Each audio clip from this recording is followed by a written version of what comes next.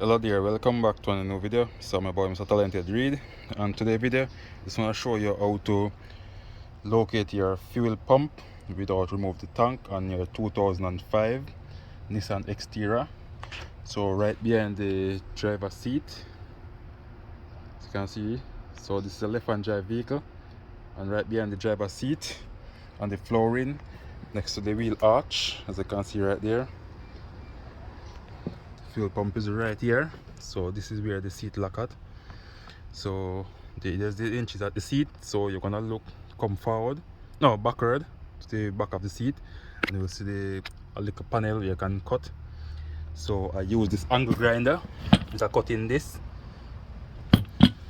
to cut a hole in the flooring right here so I can see the fuel pump. So, and first of all, let me show you what I use. So I use this camera I purchased on Amazon. So I use this camera to locate where the pump at. So I turn it on and push this part on there and locate it. Then use the angle grinder to cut it. So this is it right here.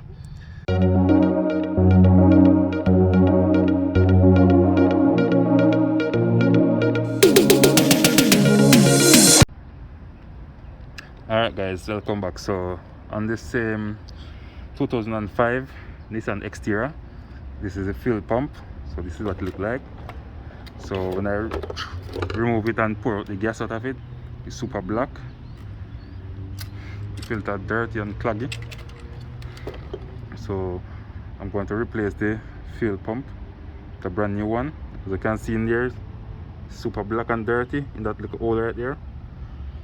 So just want to show you guys exactly what it look like. So right here, two lines.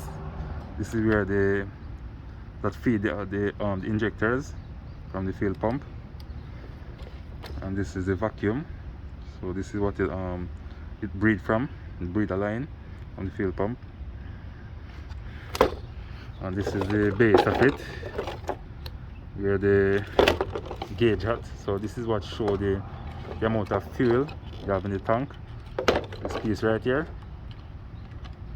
and this is a sensor that let the light comes down when it gets super low, the fuel.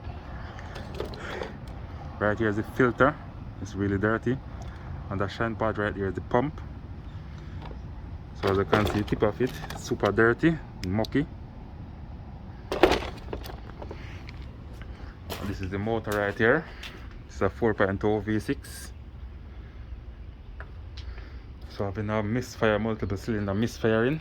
I removed all the injectors, clean them, clean the connection because they were so corroded. Replace the ignition coils, all the plugs. It's doing the same thing. So I'm going to change the fuel pump and see how it go from there. So if still giving the trouble after I replace the fuel pump, it may have an internal problem with the engine, such as a timing issue or some current problem from the computer that feed the injectors or the ignition coil. So I'm going to do further check afterwards. So let's now see how it go when I replace the fuel pump. So if you find this video useful, please like, share, comment, and subscribe to my YouTube channel. Thank you all for watching. Bye.